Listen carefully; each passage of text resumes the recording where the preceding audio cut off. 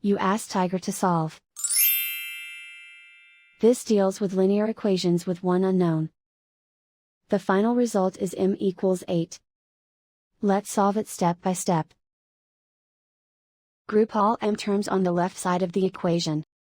Add 6m to both sides. Group like terms. Simplify the arithmetic.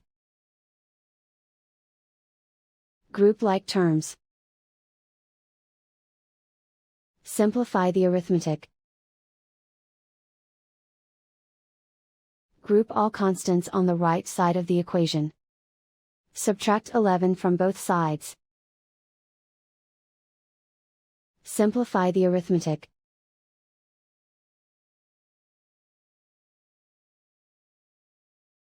Isolate the m.